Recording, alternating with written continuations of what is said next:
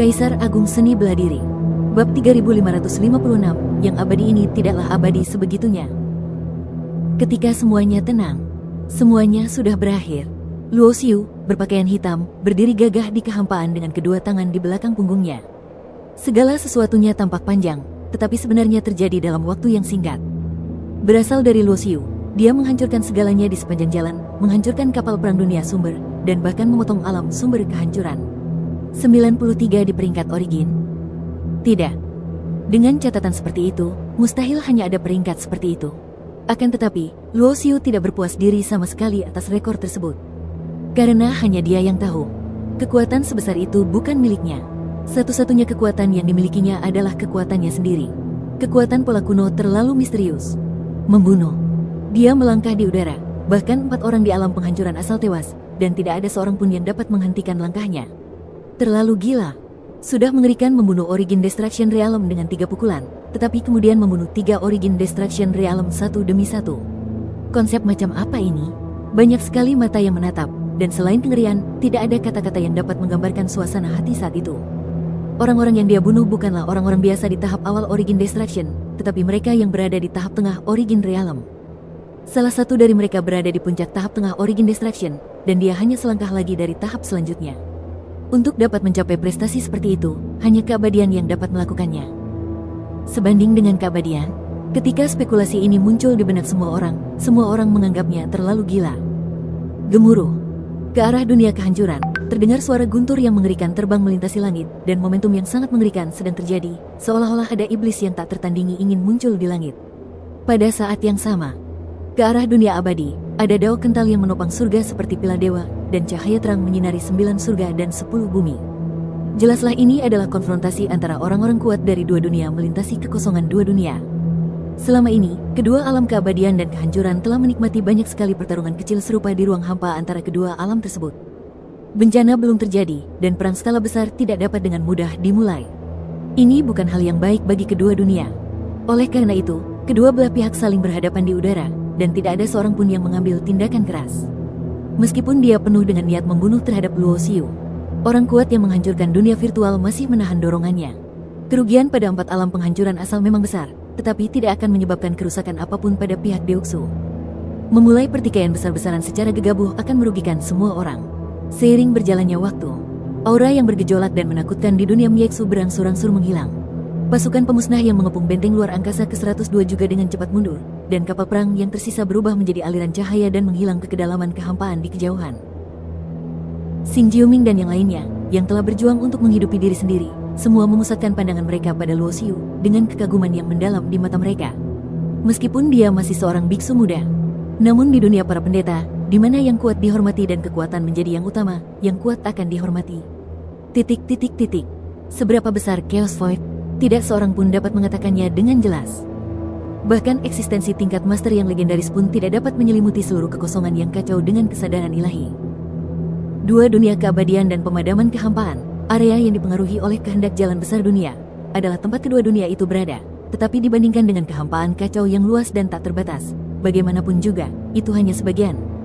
Di kedalaman kehampaan yang tidak termasuk dalam wilayah kekacauan dan keabadian. Istana yang gelap gulita mengapung dalam kehampaan. Riak-riak yang berkelok-kelok menyebar, membuat istana hitam ini tampak tersembunyi. Bahkan jika orang kuat lewat di dekatnya atau menyelimutinya dengan kesadaran ilahi, tidak mungkin untuk menemukan lokasi istana ini. Di istana, lingkungannya gelap. Sosok yang diselimuti jubah hitam itu berjalan tanpa mengeluarkan suara langkah sedikit pun. Imam besar, anomali telah muncul. Suara serak terdengar dari sosok berjubah hitam itu. Belum lama ini, salah satu perampas kekuasaan kita diculik oleh Ji Wushuang untuk menghitung tempat penciptaan seorang pemuda, dan pemuda itu adalah anomali. Jauh di dalam istana yang gelap, seorang lelaki tua berjalan keluar. Lelaki tua ini berpenampilan biasa saja dan tatapan matanya acuh tak acuh. Sosok berjubah hitam berlutut di tanah dengan penuh hormat. Karena dia tahu betul bahwa pendeta agung di depannya tampak biasa saja, tetapi sebenarnya dia sangat kuat. Ini adalah eksistensi yang telah bertahan selama hampir puluhan ribu era yang kacau, dan teror kuno itu menakutkan. Aku sudah tahu tentang hal-hal aneh itu. Imam besar mengangkat matanya dengan ringan, dan anomali itu telah meningkat lebih cepat dari yang diharapkan. Sekarang ia memiliki kemampuan untuk membunuh sumber kehancuran tahap tengah. Ini adalah hal yang tidak dapat dijelaskan yang mengejutkan banyak orang kuat di dua dunia keabadian dan kehancuran. Tetapi di mulut imam besar, hal itu seolah-olah hanya masalah sepele, nada bicaranya datar dan tenang. Ya, anomali itu telah berkembang terlalu cepat dan mungkin menjadi hambatan bagi tata letak kita. Pria berjubah hitam itu berkata dengan sungguh-sungguh, sekarang setelah dia masuk dalam daftar alam asal dunia abadi, peringkatnya diperkirakan lebih tinggi. Dia telah banyak berkembang dan menarik perhatian orang-orang kuat di dunia abadi. Daftar wilayah asal? Imam besar tidak setuju dan menggelengkan kepalanya dan berkata, daftar alam sumber belaka tidak layak disebutkan. 100 alam sumber yang dikatakan terkuat hanyalah yang disebut terkuat di permukaan. Apakah itu keabadian atau pemusnahan kehampaan? Perbedaan nyata antara kedua alam itu adalah yang utama adalah para abadi dan master yang berada di atas alam sumber. Namun, keberadaan dan pentingnya anomali ini bahkan lebih besar daripada keabadian. Nada bicara pendeta tinggi tiba-tiba menjadi serius. Satu-satunya orang yang keterampilan perampas takdirnya tidak dapat dihitung adalah angka ganjil. Ia tumbuh begitu cepat sehingga tampaknya tidak ada batasnya. Ia memiliki rahasia klan abadi di dalam dirinya. Jika kita tidak dapat menyimpulkannya, itu pasti akan memengaruhi saya. Tunggu tata letaknya. Dunia abadi sangat bermusuhan dengan kita dan para perampas kehidupan lainnya. Silakan pergi ke dunia kehancuran dan singkirkan semua anomali itu secepat mungkin. Pria berjubah hitam itu tercengang. Apa maksud pendeta agung? Apakah kita harus memilih untuk bekerja sama dengan Jiexu? Garis keturunan perampas kehidupan selalu misterius. Sejak hampir puluhan ribu era kekacauan, dua perang dahsyat telah terjadi. Silsilah perebut kehidupan telah terlibat dalam tata letak, tetapi mereka belum sepenuhnya memilih pihak mana yang akan diajak bekerja sama. Sekarang, sikap imam besar tampaknya telah berubah. Apakah ini berarti meninggalkan sisi abadi sepenuhnya dan memilih untuk bekerja sama dengan sisi pemusnahan? Ketika perang dahsyat ketiga meletus, pemisahan kedua dunia akan sepenuhnya berakhir dan kedua dunia akan bergabung menjadi satu.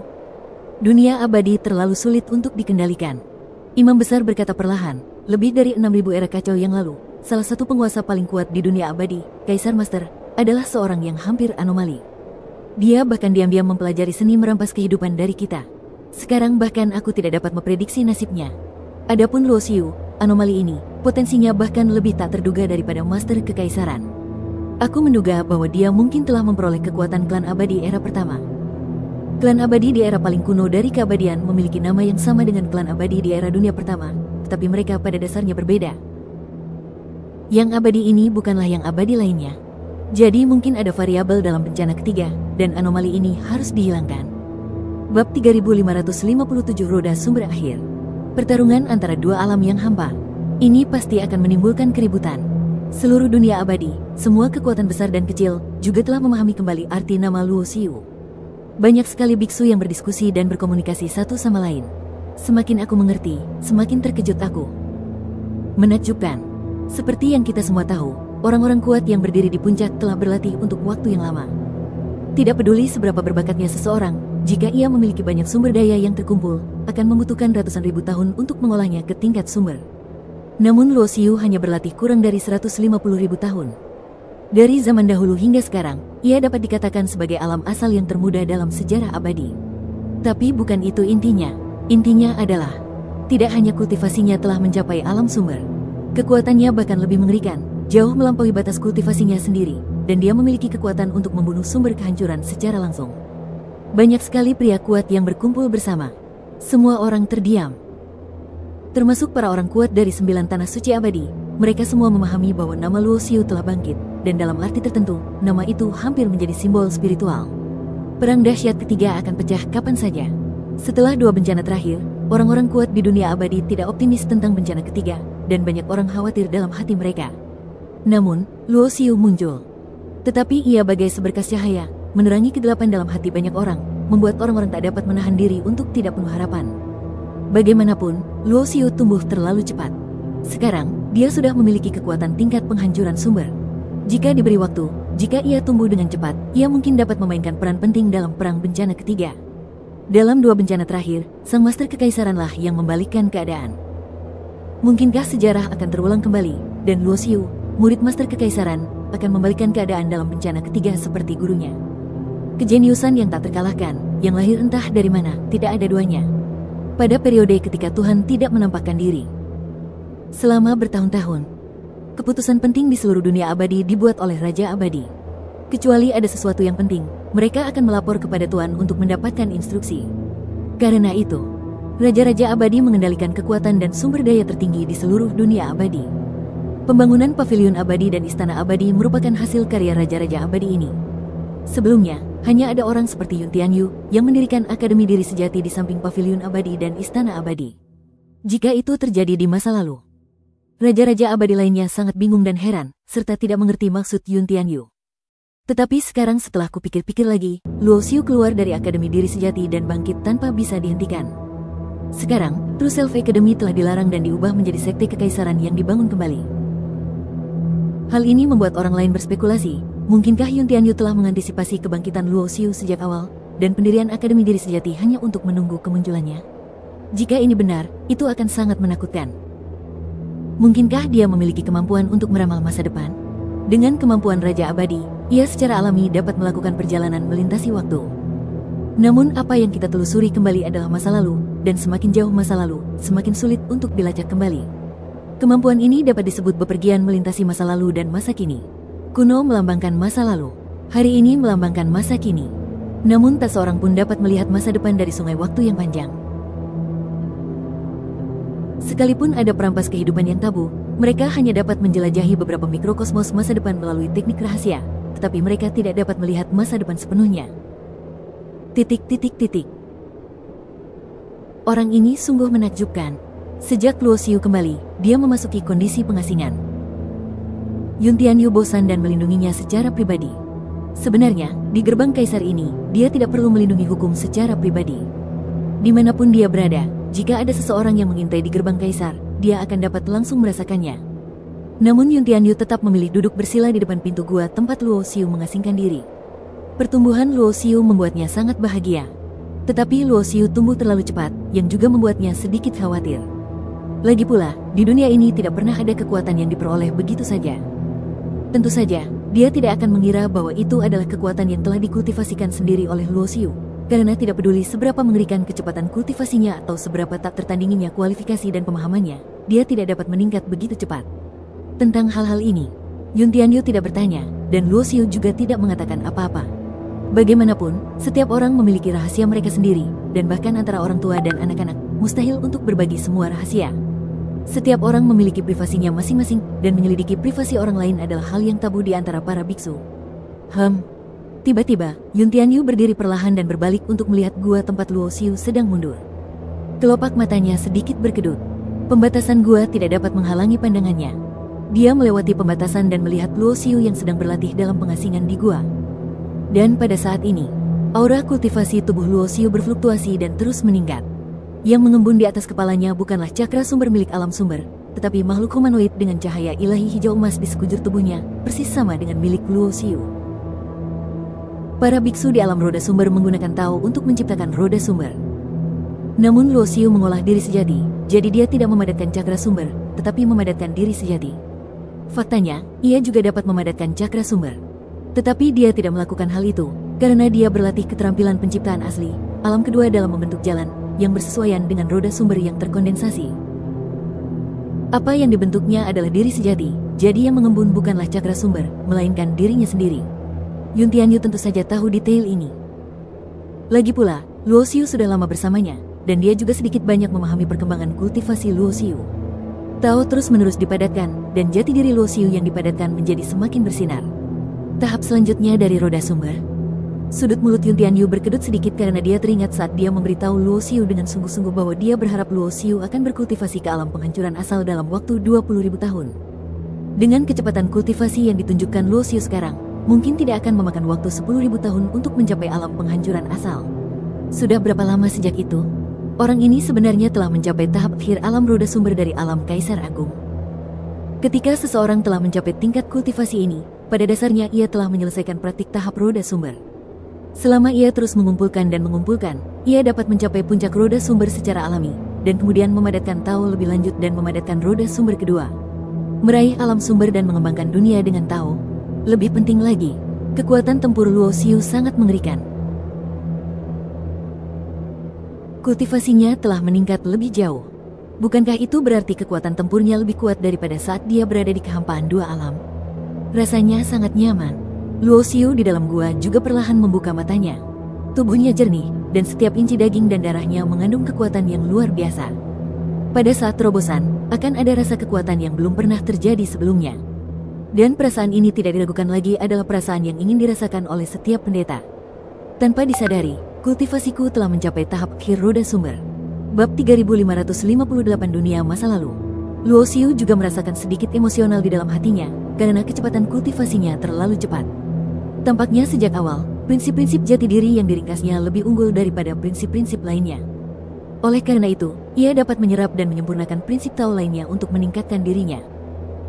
Dan dia bahkan tidak perlu menyadarinya. Selama dia bersikeras berjalan di jalan jati dirinya yang sebenarnya, jati dirinya yang sebenarnya akan terus tumbuh lebih kuat. Meskipun kultivasinya belum mencapai alam sumber, namun, jati dirinya, prinsip Tao, telah melampaui level dunia sumber dan mencapai level pemusnahan sumber. Dia dapat sepenuhnya mengandalkan prinsip Tao untuk mencapai beberapa metode dan kemampuan yang hanya dapat dicapai oleh orang-orang kuat di dunia sumber dan bahkan alam pemusnahan sumber. Tao dari dunia sumber mengubah dunia, dan diri sejati Luo Xiu adalah dharma tertinggi, jadi dia dapat melakukannya dengan mudah. Prinsip Tao tingkat penghancuran asal memiliki kekuatan penghancuran, dan prinsip Tao diri sejati Luo Xiu juga memiliki kekuatan yang sama kuatnya. Berbeda dengan yang lain yang megah dan agung saat menerobos. Karena Taoisme Luo Xiu sudah sangat kuat, terobosannya menjadi hal yang wajar dan segalanya damai. Dia bisa merasakan bahwa kekuatan Dao terus-menerus menempa tubuhnya. Dia bahkan tidak perlu berlatih fisik secara sengaja untuk menjadi senjata, tubuhnya akan terus menguat dan menjadi lebih kuat. Berdengung, Luo Xiu membuka telapak tangannya, dan sebuah menara kecil 3 lantai muncul. Pagoda ini awalnya merupakan dasar 3 lantai dari pagoda King Tian Sidi. 7 lantai lainnya berada di tangan istana Jiutian. Namun dengan sarana dan kekuatan yang dimiliki Luo Xiu saat ini, dasar menara 3 lapis yang awalnya disempurnakan dan diintegrasikan ke dalam tubuh untuk meningkatkan kekuatan tubuh fisik tidak lagi begitu berguna. Awalnya, ia berpikir untuk mendapatkan kembali menara biru 7 lantai di istana Jiutian untuk menciptakan kembali menara langit biru dan 10 bumi. Meskipun tingkat pagoda Sidi King Tian tidak tinggi, namun memiliki potensi yang besar. Pagoda ini merupakan embrio kasar dari sebuah harta karun yang dapat diubah menjadi harta karun setelah dikorbankan dan dimurnikan. Namun, apa yang Luo Xiu kembangkan adalah jati dirinya yang sebenarnya. Dia tidak perlu mengorbankan harta lainnya.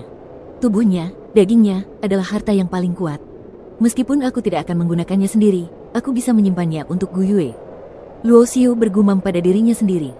Dia harus menemukan cara untuk menyelesaikan masalah fisik Gu Yue. Pagoda King Tian Sidi dulunya milik Kaisar Yunding, dan seharusnya ada hubungan kekerabatan antara Kaisar Yunding, Gu Yue, dan Gu Yue. Oleh karena itu, Gu Yue harus mewarisi relik Kaisar Yunding. Apakah Anda ingin mencoba keterampilan penciptaan asli? Luo Xiu menyipitkan matanya.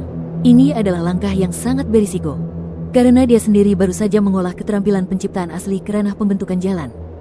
Kalau kau mencoba menggabungkan keabadian dalam tubuh Gu Yue dengan Dao kehancuran menggunakan kekuatan penciptaan asli, jika terjadi sedikit perbedaan, kekuatan kedua Dao itu akan meledak, cukup untuk membuat Gu Yue terbang menjadi abu dan musnah. Yang satu merupakan benih sumber tertinggi, dan yang satu lagi setara dengan benih sumber tertinggi. Kekuatan Tao yang terkandung dalam keduanya sungguh mengerikan. Sepertinya meskipun kultivasiku telah mencapai tahap akhir alam roda sumber, dan kekuatanku lebih baik dari sebelumnya, dengan kemampuanku saat ini, sepertinya aku tidak dapat mengendalikan kekuatan 2 benih sumber yang meledak. Setelah merenung sejenak, Luo Xiu untuk sementara menyerah pada ide gila ini. Dia perlu memikirkannya dengan hati-hati dan tidak bisa membahayakan nyawa Gu Yue. Wah, peringkatmu naik lagi.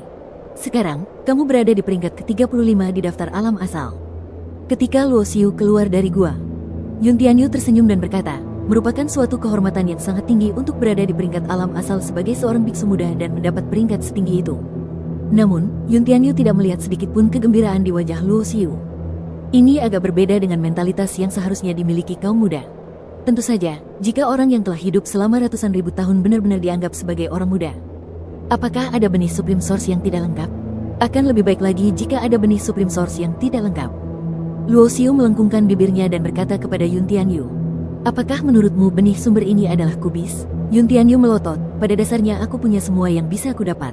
Jangan pernah berpikir tentang benih sumber tertinggi. Hanya ada 3 dari mereka sejak zaman kuno. Yun Tianyu juga tahu sesuatu tentang latihan Luo Xiu. Awalnya saya meminta beberapa benih sumber tertinggi yang tidak lengkap dari istana Jiutian, dengan maksud agar Luo Xiu menggunakannya untuk meningkatkan jati dirinya. Hasilnya ternyata bagus. Benih sumber yang tidak lengkap seperti itu tidak berguna bagi biksu lain, tetapi mereka dapat menyerap kekuatan dari Tao yang tidak lengkap dan kultivasinya berkembang pesat. Justru karena menyerap dan memurnikan sejumlah besar kekuatan Tao yang tidak lengkap, kultivasi Luo Xiu dapat mencapai tahap akhir roda sumber dengan begitu cepat. Kamu sudah berlatih cukup cepat. Kamu perlu menggabungkan kerja dan istirahat, kata Yun Tianyu. Tidak cukup cepat, Luo Xiu menggelengkan kepalanya. Bencana akan datang kapan saja, dan rasa krisis selalu ada. Bahkan jika aku berlatih sampai ke sumber kehancuran, aku mungkin tidak memiliki rasa aman. Jika kau mencapai alam penghancuran asal, kekuatanmu mungkin akan sebanding dengan Raja Abadi. Kau sangat yakin bahwa kau dapat selamat dari malapetaka. Apalagi yang perlu ditakutkan? Yun Tianyu menggelengkan kepalanya dan tertawa. Merasakan adanya krisis merupakan hal yang baik, sebab hal itu dapat semakin memotivasi diri Anda untuk terus membuat kemajuan. Namun, perasaan krisis yang dirasakan Luo Xiu tampaknya terlalu kuat. Kakak senior, apakah kamu pernah ke Gunung Wuliang? Luo Xiu tiba-tiba bertanya. Mendaki Gunung Wuliang, Yun Tianyu mengangguk setelah mendengar kata-kata itu. Rahasia macam apa yang ada di Gunung Wuliang? Gunung itu telah menarik banyak orang kuat dari zaman dahulu hingga sekarang. Tentu saja aku pernah ke sana sebelumnya, tetapi aku belum bisa memanjat ke area terlarang tertinggi. Ada desas-desus bahwa ada seorang master yang pernah memanjat ke sana, tetapi sebenarnya desas-desus itu hanyalah desas-desus. Setidaknya di antara para master yang pernah muncul di masa lalu, aku hanyalah salah satunya. Aku pernah mendengar bahwa seorang master pernah naik ke sana, tetapi aku tidak tahu master yang mana. Rahasia yang melibatkan Tuhan bahkan lebih tabu di antara semua tabu, dan tidak ada seorang pun yang berani menanyakannya secara sembarangan. Aku ingat kamu menaiki area terlarang. Yun Tianyu melirik Luo Xiu. Dia tidak bertanya langsung rahasia apa yang ada di Gunung Wuliang. Tetapi jika dipikirkan dengan saksama, kenaikan Luo Xiu ke tampuk kekuasaan dengan kecepatan yang mencengangkan tampaknya terjadi tepat setelah kembali dari Gunung Wuliang. Gunung-gunung yang tak terhitung jumlahnya di lautan yang tak berbatas. Rahasia mengejutkan apa saja yang terkandung di dalamnya? Ya, aku menaikinya. Luo Xiu mengangguk. Banyak orang telah menyaksikan kejadian itu, jadi dia tidak punya apa-apa untuk disembunyikan. Justru karena aku berhasil naik ke atas, aku bisa mengatakan bahwa bahkan jika aku mencapai alam penghancuran asal, aku tidak akan merasa aman, kata Luo Xiu. Mengapa kau berkata begitu? Yun Tianyu menyipitkan matanya. Tampaknya ada sesuatu yang istimewa yang terlibat.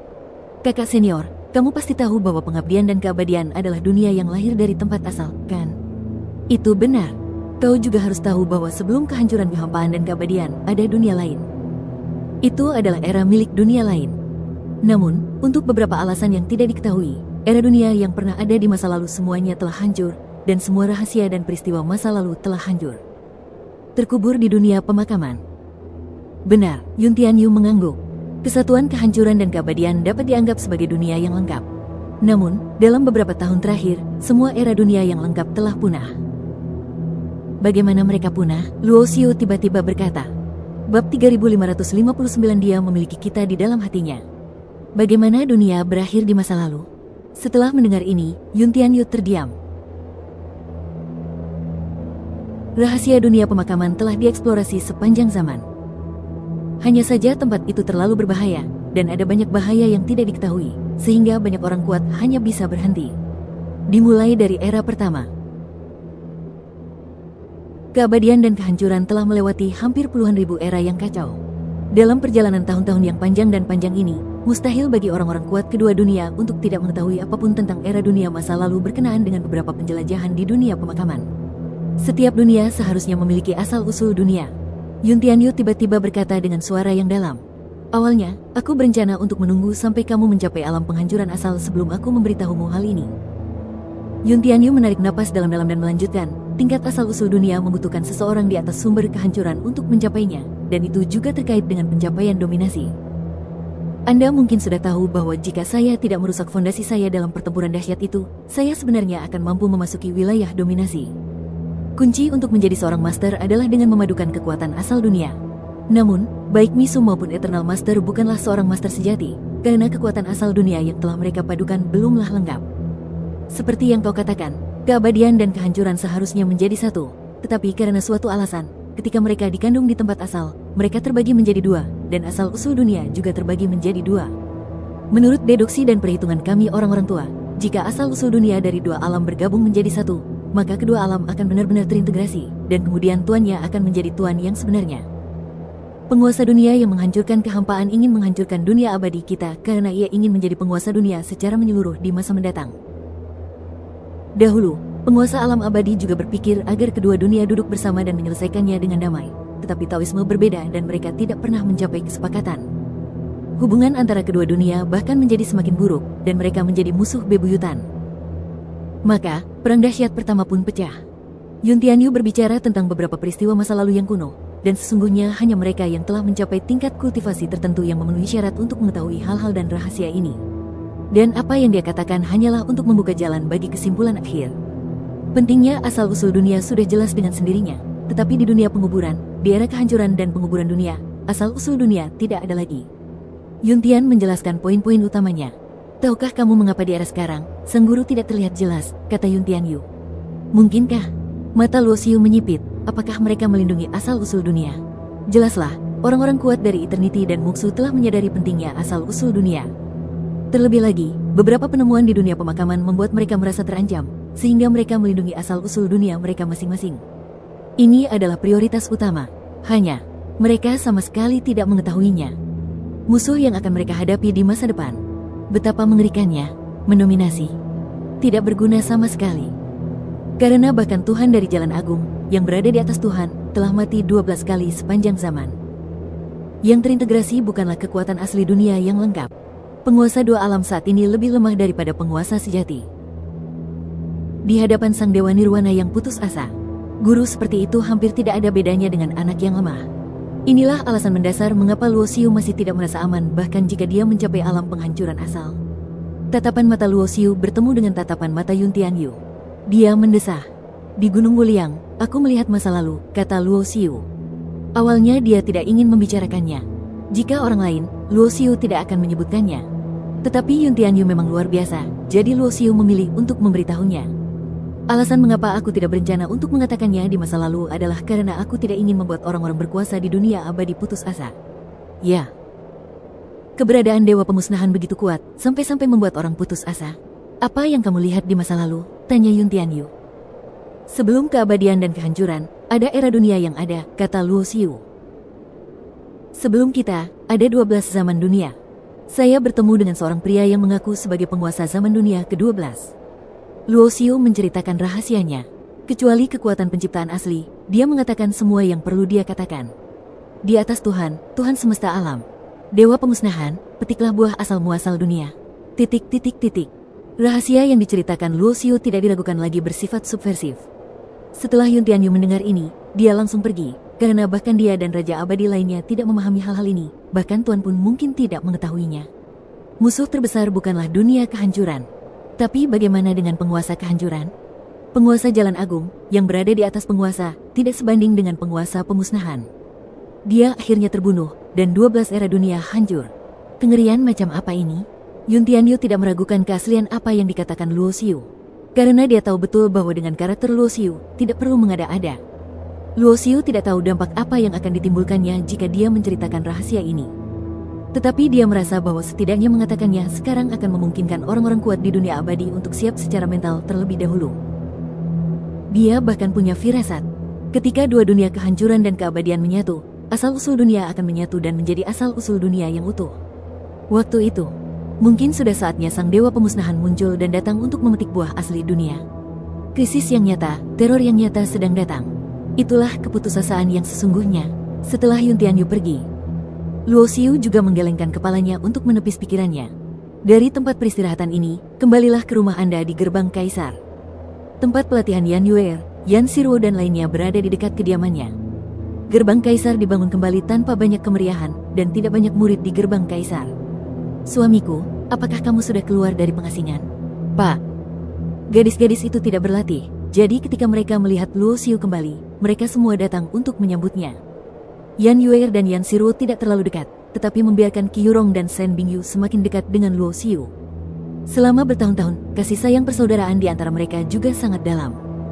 Luo Xiu secara alami mengerti apa yang dipikirkan Yan Yuer dan Yan Siruo, berharap dia dapat menerima Qi Yurong dan Shen Bingyu yang telah menunggu mereka selama bertahun-tahun. Hanya, ada beberapa hal yang gadis-gadis itu tidak mengerti. Jika era dunia ini ditakdirkan berakhir dalam keheningan di masa depan, tidak ada yang masuk akal sama sekali. Kalau saja dia tidak bisa melindungi dan menjaga orang-orang di sekitarnya serta menerima mereka, dia akan merasa bersalah pada akhirnya. Inilah yang dipikirkan Luo Xiu di masa lalu. Namun jika Anda memikirkannya dari sudut pandang lain, ketika seseorang menjalani seluruh hidupnya, dia mungkin tidak terlalu peduli dengan masa depan. Jalani saja hidup yang indah sekarang. Siapa yang peduli dengan banjir besar di masa mendatang? Mungkin aku harus memberi mereka penjelasan. Bahkan jika mereka akhirnya mati, setidaknya itu akan menjadi kenangan indah tanpa penyesalan. Itulah yang sedang saya pikirkan. Luo Xiu memegang tangan Qi Yurong. Itu hanya gerakan yang sangat pelan. Tubuh halus Qi Yurong bergetar dan wajahnya menangis. Saya turut berduka cita atas apa yang telah terjadi. Luo Xiu berkata pada Qi Yurong dan Shen Bingyu. Menguasai. Shen Bingyu juga sedikit terisak. Penantian bertahun-tahun akhirnya terbayar. Dia memiliki kita di dalam hatinya. Bab 3560 Godaan dan Ancaman. Kelegaan batin ibarat pembebasan jiwa dari diri sendiri. Rasanya seperti belenggu tak kasat mata telah dijatuhkan oleh Luo Xiu, dan hatinya terasa amat kosong. Suamiku, kapan kamu akan menikah? Kamu masih berutang pernikahan kepada kedua saudara perempuanmu, Yan Yuer berkata sambil tersenyum. Waktu alam laut bintang, Luo Xiu kemudian menikah dengan Yan Yuer dan Yan Siruo. Selama ini, dia melewati wanita satu demi satu, seperti Yan Xian, Miao Ling, dan lain-lain. Dia merasa bahwa jarak antara dirinya dan Luo Xiu semakin membesar, dan jarak antara dirinya dan Luo Xiu secara bertahap menjadi jauh. Hanya Qi Yurong dan Shen Bingyu yang tetap konsisten. Kamu benar, Luo Xiu mengangguk. Jika dia menikah, itu pasti akan menimbulkan kehebohan. Lagi pula, statusnya di dunia abadi sudah luar biasa. Tapi pada saat ini, mata Luo Xiu tiba-tiba mengecil. Karena pada saat itu, dia merasakan samar-samar niat membunuh. Dan niat membunuh ini sebenarnya mengandung aura sang penggarap kehancuran. Di gerbang Kaisar, mengapa ada niat membunuh yang dilepaskan oleh sang penggarap kehancuran? Dan niat membunuh ini masih ditujukan padanya. Begitu Yun Tianyu melangkah maju, niat membunuh Mi Susiu muncul. Kejadian ini tidak diragukan lagi membuat orang berpikir dalam-dalam dan ketakutan. Jangan pergi ke sini, Luo Xiu berkata kepada gadis-gadis di sekitarnya dengan ekspresi serius. Suasana hangat dan lembut tadi tiba-tiba hancur. Melihat ekspresi Luo Xiu, Yan Yuer dan yang lainnya mengangguk patuh meskipun mereka tidak tahu apa yang terjadi. Langsung, sosok Luo Xiu menghilang dalam sekejap. Sebagai kediaman penguasa sekte Kaisar, selama gadis-gadis itu tinggal di istana ini, mereka tidak perlu khawatir tentang keselamatan, karena ada lingkaran sihir di sekitar istana yang diberkati secara pribadi oleh Yun Tianyu. Momen berikutnya, sosok Luo Xiu sudah muncul di luar istana. Pemilik niat membunuh yang samar-samar itu jelas tidak berani menerobos masuk ke dalam istana. Saat mendongak, dia melihat kehampaan tak jauh dari sana, tempat niat membunuh itu berasal. Haha, si jenius tak terkalahkan Luo Xiu, kau memang bisa merasakan aura unik dari kultivator penghancur kekosongan kita dari niat membunuh. Sebuah suara dingin terdengar dari kehampaan, membawa niat membunuh yang dingin. Berani sekali kamu datang ke sini. Wajah Luo Xiu tanpa ekspresi. Matanya berubah menjadi karakter Wan, melihat ke arah kehampaan, dan terpaku pada sosok yang tersembunyi di dalam kehampaan. Aku hanya tidak menyangka bahwa sekuat dirimu, wanita di sampingmu bisa begitu lemah. Sosok di kehampaan itu tampaknya tidak peduli jika ditemukan oleh Luo Xiu, dan berkata sambil mencibir. Apakah kamu ingin mati? Suara Luo Xiu dingin dan penuh dengan niat membunuh, karena dia merasakan ancaman dari kata-kata orang lain. Pada saat yang sama, dia melangkah maju, tubuhnya bagaikan kilat, telapak tangannya terbuka, dan dia meraih ke arah kedalaman kehampaan. Orang-orang di sekitarnya bagaikan timbangan terbaliknya. Siapapun yang berani menyentuhnya, dia akan bertarung sampai mati. Setelah Gu Yue diculik, dia menghancurkan klan Chen. Sekalipun dia seorang kultivator muksu, jika dia berani menyentuh wanitanya, dia pasti akan membuat seluruh dunia Miexu membayar harga yang mahal. Hei, karena aku berani datang ke sini, aku tidak takut kamu mengambil tindakan. Aku di sini untuk memberitahumu bahwa kamu telah dimasukkan dalam daftar orang-orang yang harus dibunuh. Dari zaman kuno hingga sekarang, aku tidak tahu berapa banyak jenius tak tertandingi di dunia abadi yang telah terbunuh dalam proses tumbuh dewasa, dan kamu tidak akan memiliki pengecualian apapun. Sosok di kehampaan itu mencibir dan tidak setuju. Engah, tangan Luo Xiu meraih kekosongan. Namun, saat telapak tangannya menyentuh orang lain, tubuh orang itu langsung ambruk dan lenyap tanpa jejak. Sebuah inkarnasi, wajah Luo Xiu menjadi gelap. Namun kemudian, dia mengangkat tangannya dan menarik napas samar yang hendak menghilang dari kehampaan. Napas ini sangat lemah dan akan hilang sewaktu-waktu. Namun, di balik tabir jati diri, napas yang amat lemah ini senantiasa muncul dan menghilang, berkelap-kelip masuk dan keluar, serta sulit untuk hilang sepenuhnya. Harga untuk mengujiku adalah kematian. Mata Luo Xiu dipenuhi dengan niat membunuh yang dingin dan tak tertandingi, karena niat menyelidik pihak lain menyentuh skala kebalikannya. Dengan aura lemah ini, Luo Xiu dapat menggunakan prinsip-prinsip Tao untuk menyimpulkan dan menemukan tubuh lawan. Dia ingin melihat kultivator pemusnahan mana yang begitu berani mengujinya. Tangannya dengan cepat membentuk segel. Hanya sesaat, gerakan di tangan Luo Xiu terhenti. Di sana, matanya terpaku pada satu arah, dan sosoknya berkelebat lalu menghilang. Angkat kepala tinggi-tinggi. Naga guntur meraung selama 9 hari, lalu menghilang dalam sekejap, menghancurkan langit. Kakak senior tidak ada di sini, tetapi pihak lain hanya menggunakan inkarnasi untuk menguji, dan tidak ada tubuh nyata yang muncul, yang berarti dia tidak yakin untuk melawanku. Dari sini dapat disimpulkan bahwa tingkat kultivasi kultivator pemusnahan ini, yang tertidur di dunia abadi, tidak akan lebih tinggi dari tingkat pemusnahan sumber. Selama kamu belum berada di level keabadian, bahkan jika kamu berada di level puncak kehancuran asal, kamu mungkin tidak akan mampu menahan naluri sejati yang aku kerahkan dengan kekuatan pola kuno. Jika kau berani mengancamku dengan wanitaku, aku ingin kau mati. ... Jauh di dalam kehampaan yang gelap, naga guntur yang terkondensasi dengan petir hijau emas meraung. Sebenarnya, sejak Luo Xiu menjadi terkenal, dia selalu mengkhawatirkan keselamatan kerabatnya. Itulah sebabnya kakak senior secara pribadi mengirim orang ke Laut Kekacauan untuk menjemput Yan Yue dan yang lainnya setelah gerbang kaisar dibangun kembali. Selama kau tidak meninggalkan gerbang kaisar, akan ada kakak senior yang menjagamu di sini. Tidak peduli seberapa buruknya, ada juga lingkaran sihir yang ditulis oleh Yun Tianyu sendiri di gerbang kaisar ini. Bahkan seorang ahli penghancur sumber tingkat abadi akan merasa sulit untuk bertindak gegabah di sini. Di dunia para biksu, kecepatan kilat dan cahaya bukanlah yang tercepat. Kecepatan yang paling cepat itu disebut kecepatan akhir Tao, yaitu kecepatan yang darinya kecepatan Tao berevolusi. Kecepatan murni dapat melampaui batasan waktu dan ruang serta mengungkap segala macam misteri. Seseorang yang kuat di alam sumber dapat menghancurkan langit hanya dengan satu pikiran dan melarikan diri ratusan juta mil jauhnya. Jaraknya terlalu jauh untuk orang kuat setingkat ini. Hampir kehilangan banyak makna. Di persimpangan alam 9 surga dan alam tak terbatas, sekelompok biksu muda berbaris menuju ke arah lautan tak berbatas. Pemimpinnya adalah seorang biksu tua yang telah berlatih cukup lama dan tingkat kultivasinya berada pada tahap akhir Kaisar Agung. Dibandingkan dengan dunia abadi yang luas, alam Kaisar Agung tidak terlalu kuat, tetapi setidaknya memiliki kualifikasi paling dasar untuk berdiri di dunia abadi. Biksu tua itu menoleh dan melihat ke belakangnya. Kali ini saya membawa 12 pemuda dari klan ke Laut Wuliang, hanya untuk mencoba mendaki Gunung Wuliang untuk melihat potensi mereka. Jika Anda dapat meninggalkan nama Anda di Gunung Wuliang, Anda pasti akan terkenal di seluruh dunia. Khususnya di antara ke-12 pemuda ini, pemimpinnya adalah seorang pemuda berwajah tegas. Setelah berlatih selama 230.000 tahun, kultivasinya telah mencapai tahap tengah alam Kaisar Agung. Kultivasinya tidak jauh lebih buruk daripada tetua keluarganya. Bahkan dalam hal kekuatan, bahkan lebih kuat daripada dia sebagai seorang tetua. Sebagai keluarga kecil yang pada dasarnya tidak berada di arus utama, ini jelas merupakan peristiwa besar bagi seorang jenius seperti itu untuk muncul. Selama mereka dapat meninggalkan nama mereka di Gunung Wuliang dan mendapatkan ketenaran, mereka pasti akan memiliki kesempatan untuk dihargai oleh Tanah Suci yang kekal. Begitu Anda menjadi murid Tanah Suci, ini bukan hanya kehormatan bagi para murid muda, tetapi seluruh keluarga juga akan dihormati, dan ayam serta anjing akan naik ke surga. Tapi pada saat ini, ekspresi pemuda yang bertugas itu tiba-tiba berubah. Ji Heng, ada apa denganmu? Biksu tua itu melihat ada yang tidak beres dengan wajah si jenius di klan itu, dan bertanya dengan khawatir.